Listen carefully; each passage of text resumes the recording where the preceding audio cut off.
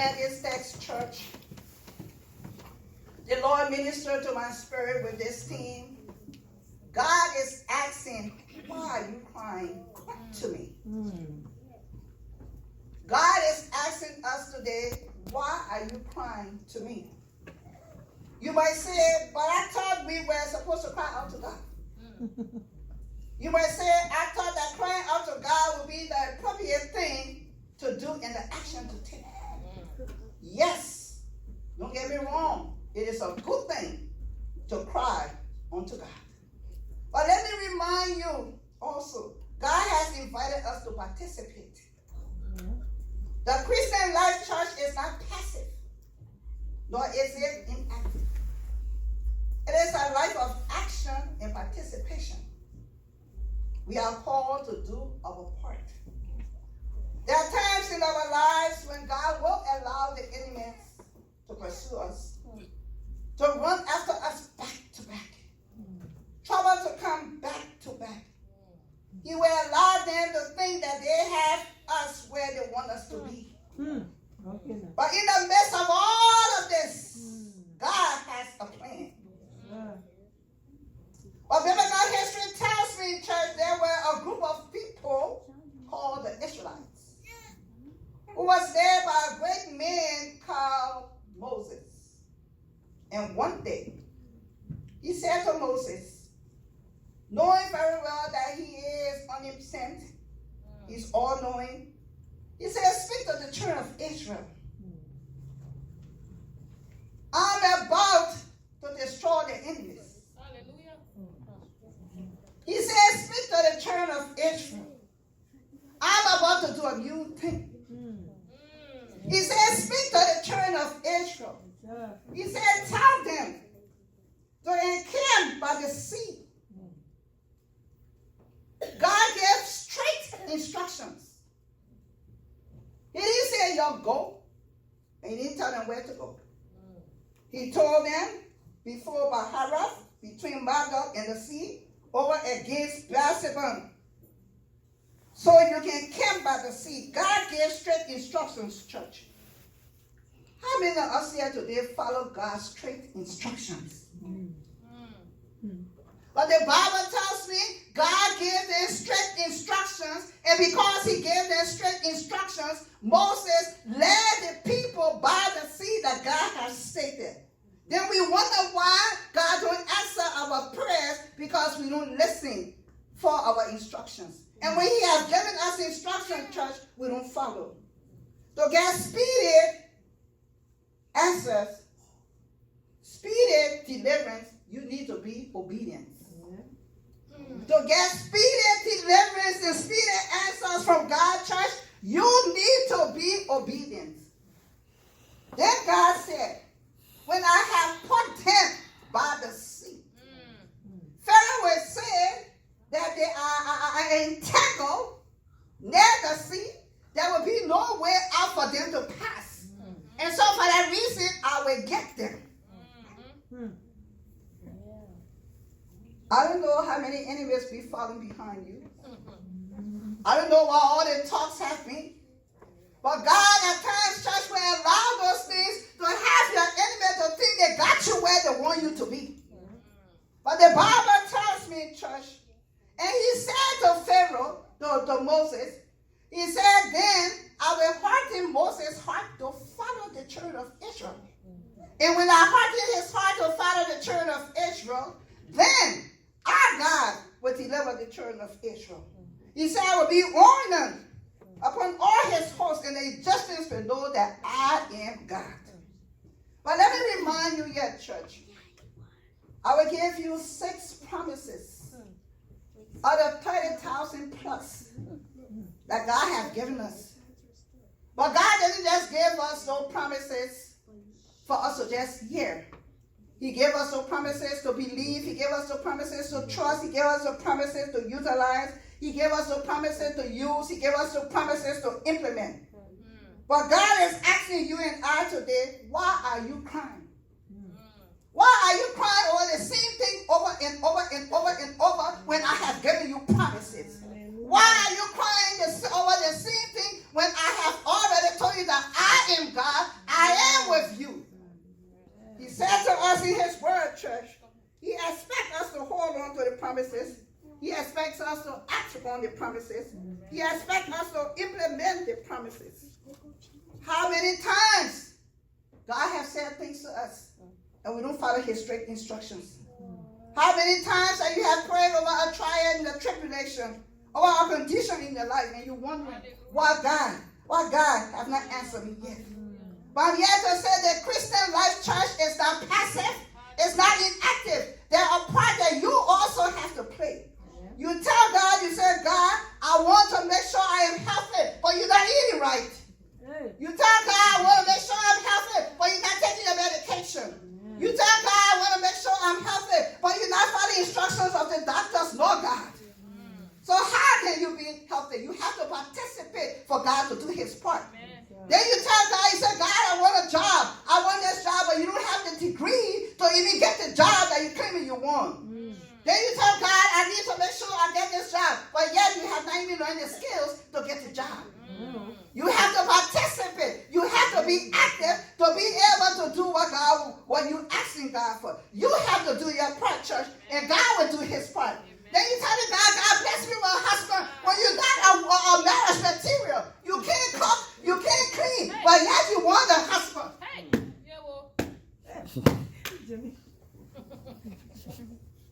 Church, there's a part you have to play and the part that God has to play. Then you ask God, give me a wife. God gave you a wife when you really want the wife to provide for the wife. For the wife. God said women should be a helpmeet. You lead and the women will follow. That's right. Preach it. Church, there's a part we have to play in it. The Bible tells us we have to play our part.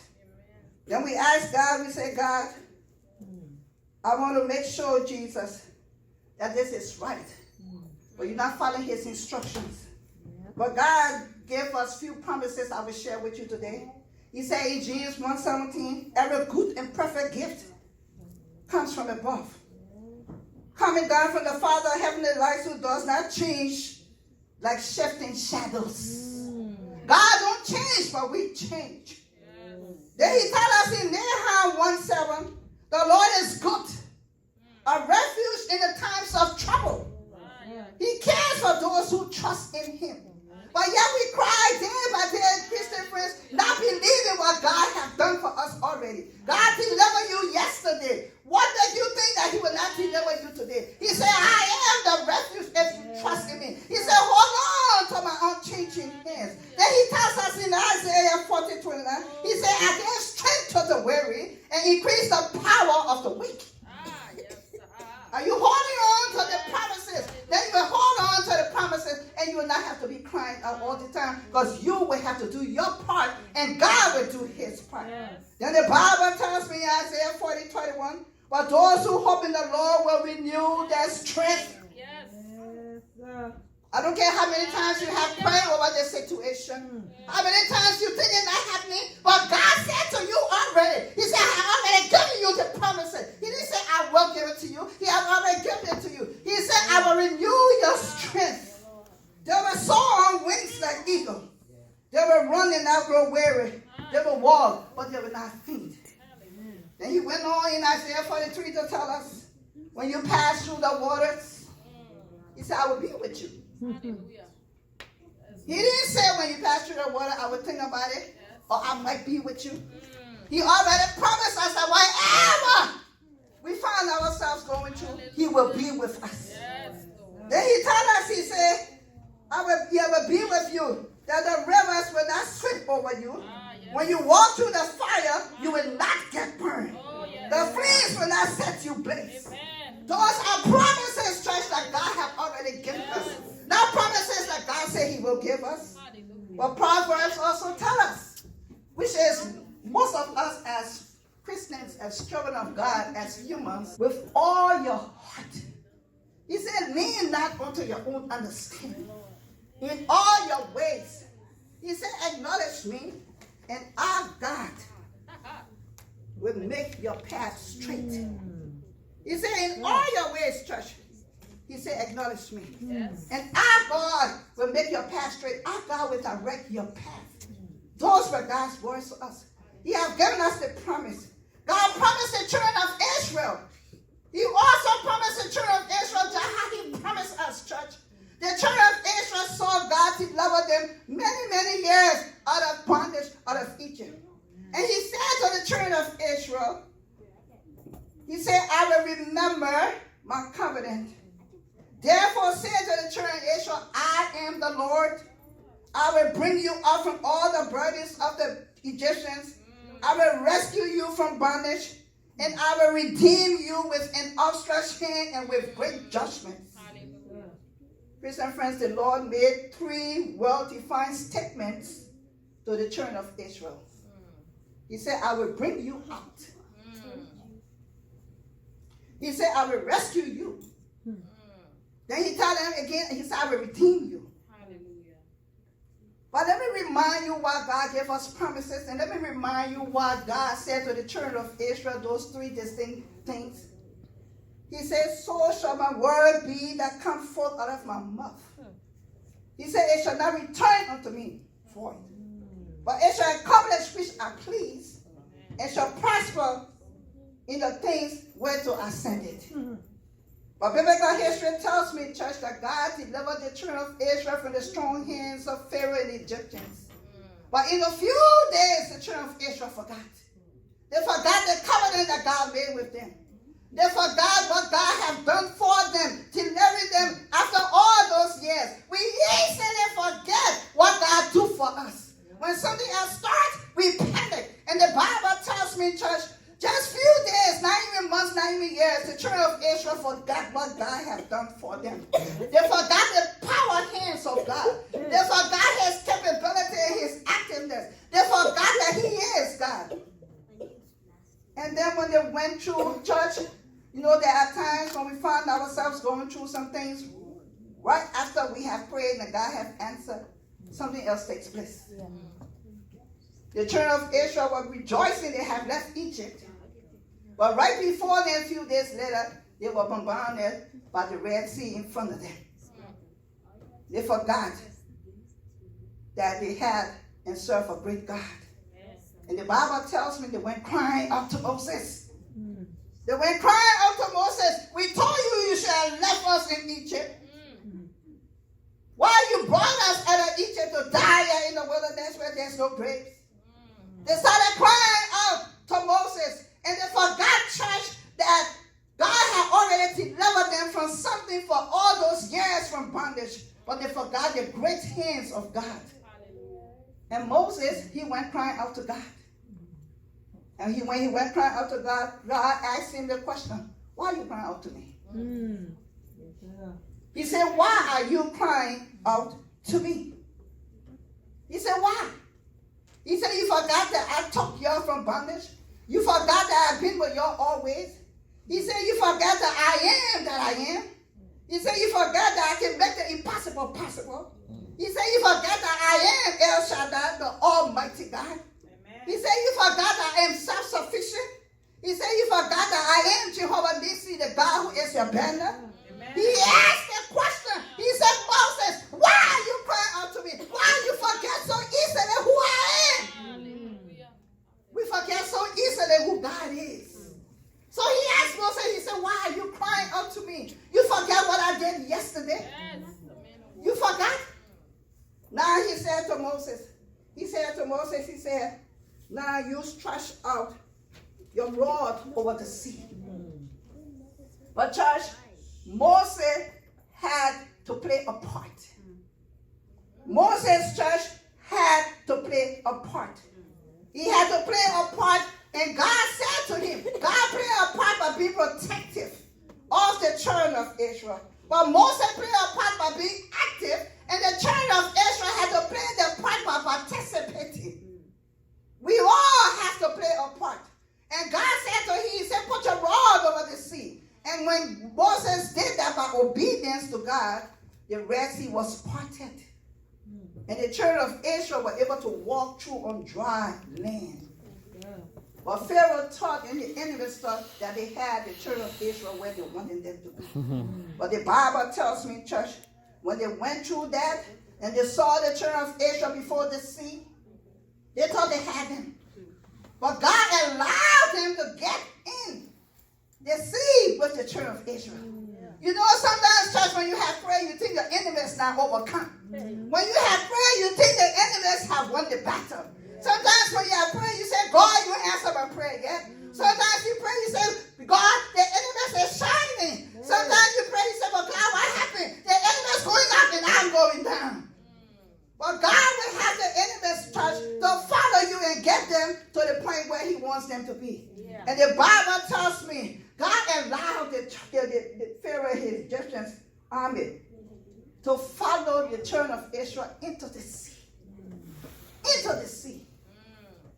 And then after that, after through the night, the Lord was able to put the pillar of fire and the cloud and build a wall. The sea divided like a wall for the children of Israel to pass on dry ground.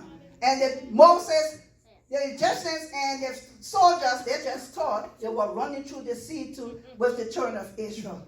But the Bible tells me, church, the next morning, God said to Moses, by being obedience.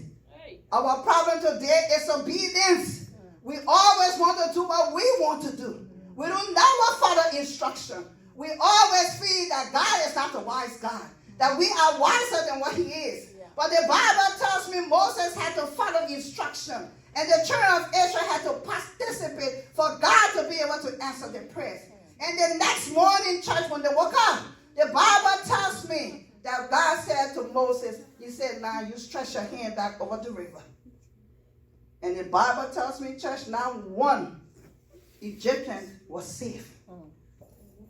The river was able to overshadow them all through the night. The next morning, the enemies were no more. They were able to realize that God demonstrated his power, gaining victory over the Egyptians and the people. And all the people feared and believed in God and his servant Moses. They believed you at that time. They believed God at that time. And they believed Moses at that time. But I say to you today, don't allow fear to take charge. Don't allow fear to take charge, and don't think by you crying out to God, God wants you to remember what he did for you in the past. He wants you to remember his promises to you. He wants you to remember that he will always be with you. Christian friends, God is reminding us that what he did for you yesterday, he the same God, he can deliver you again today. Amen. He said to us, church, that we can do all things through Jesus Christ who strengthens us. And I want you to listen and listen keenly. Trust God. Believe in God. Be active. Participate. And be obedient. Then leave God's part to be God's part. Our dead ends, church, are where God begins. That he might display his glory. So to do your part, and God will do his. God bless you. Amen.